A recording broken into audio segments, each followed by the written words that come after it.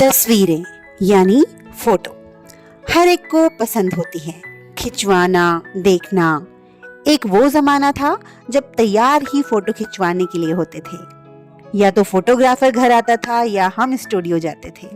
और आज के समय में ये कष्ट भी नहीं रहा, जहां जब जैसे जितना मन करे उतनी तस्वीरें लो।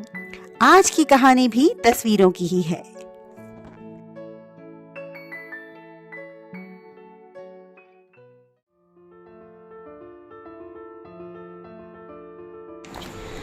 तस्वीरें बोलती हैं, ये तो आपने सुना ही होगा। तस्वीरें समय का आईना होती हैं। अपने समय की कई बातों को हमसे कहने की कोशिश करती हैं। देहरादून की नागरिक होने के नाते मैंने दून में ऐसी कई इमारतें, घर, दरवाजे, गलियां देखे हैं जो जाने कितने किस्से, कहानियां लिए हुए आज भी इंतजार कर रहे हैं कि कोई तो हमारे बारे में बात करे। तो आज हम बात करेंगे देहरादून की, इसके इतिहास की। पुराणों में भी उत्तराखंड यानी गढ़वाल क्षेत्र का जिक्र है। स्कंद पुराण में गढ़वाल की सीमाओं का भी वर्णन है। महाभारत से भी उत्तराखंड यानी गढ़वाल क्षेत्र का नाता बताया जाता है।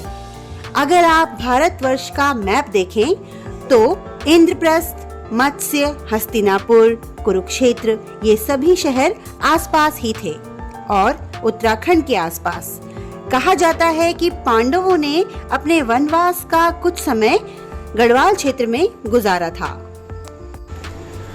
अशोका द ग्रेट का काल भी देहरादून से जोड़ा जाता है। कालसी में मौजूद अशोक शिलालेख इस बात का उदाहरण है। देहरादून मुगलों से भी अछूता नहीं रहा। इब्राहिम बिन गुलाम कादिर, महमूद गजनवी और 1368 में तैमूर लंग ने भी मोहंड के दर्रे को पार कर राजा ब्रह्मदत्त से युद्ध किया। शाहजहां के समय में भी उत्तराखंड यानी तब का गढ़वाल क्षेत्र आक्रमण से अछूता नहीं रहा। 1756 के आसपास श्री गुरु राम राय ने अपने शिष्यों के साथ प्रवेश किया और दरबार साहिब की नींव रखी। 1803 में गोरखा का आक्रमण भी दून में हुआ और राजा प्रद्युमन शाह के साथ युद्ध हुआ। चंबा में भी युद्ध हुआ और 1804 में युद्ध जीतने के बाद गोरखों ने गढ़वाल क्षेत्र में अपना शासन स्थापित किया। आपको बता दें कि 1790 में पहले ही कुमाऊं पर गोरखाओं का शासन था। 1804 से लेकर 1815 तक गोरखा ने राज किया। बाद में अंग्रेजों की मदद से राज्य को गोरखा सत्ता से आजादी मिली, लेकिन अंग्रेज आ बसे। प्रद्युमन शाह के बेटे सुदर्शन शाह ने देहरादून एक एंग्लो इंडियन सैन्य अधिकारी को बेच दिया। अंग्रेजों के आने के साथ ही देहरादून की रूपरेखा बदलने लगी। सड़कें, इमारतें, पुल बनने लगे। 1827 से लेके 1828 में लैंढौर और मसूरी बना। 1900 में देहरादून रेलवे स्टेशन बना। जिस रोड को आप चक्राता रोड के नाम से जानते हैं, वो कभी रामपुर मंडी के नाम से जानी जाती थी। गिनी चुनी दुकानें और सिर्फ आम और लीची के बाग। चक्राता रोड तब बनी जब चक्राता में सैन्य छावनी बनी। चक्राता के लिए आवाजाही बढ़ने लगी और जिस जगह को आप कनाट प्लेस के नाम से जानते हैं, वो 1944 में अस्तित्व में आया, जब देहरादून के जाने माने लाला मंसाराम के दिमाग में देहरादून को बिजनेस पॉइंट बनाने का आइडिया आया।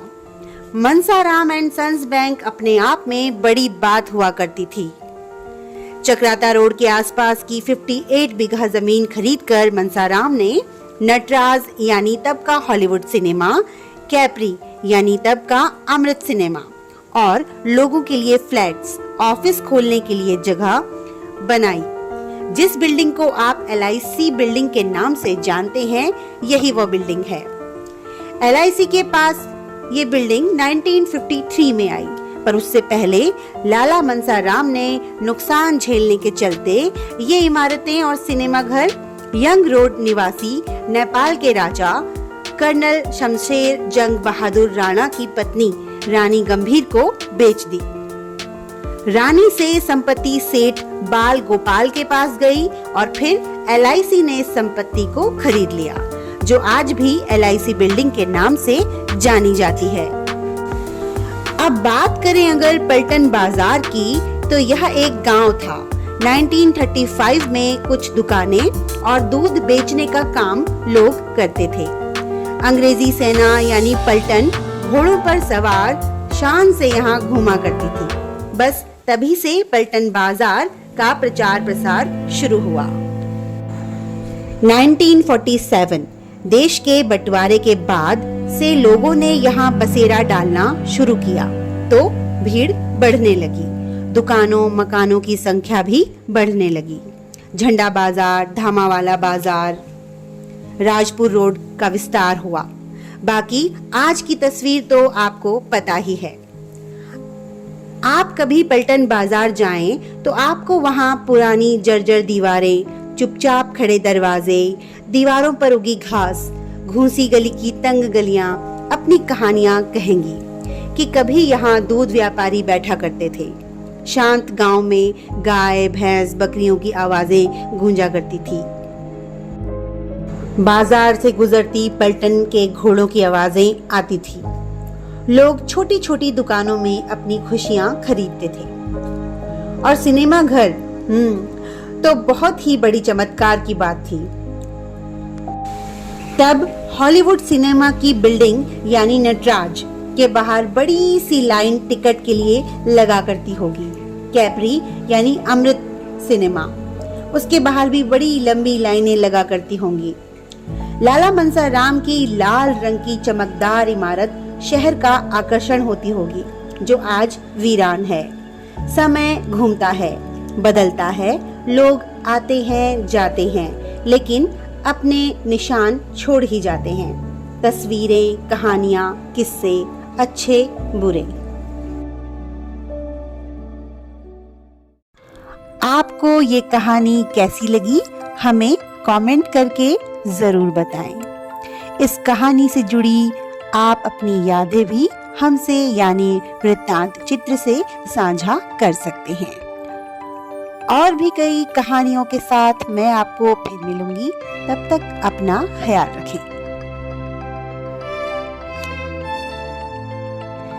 ऐसी ही और भी कहानियां सुनने के लिए लाइक, शेयर, सब्सक्राइब करें वृत्तांत चित्र।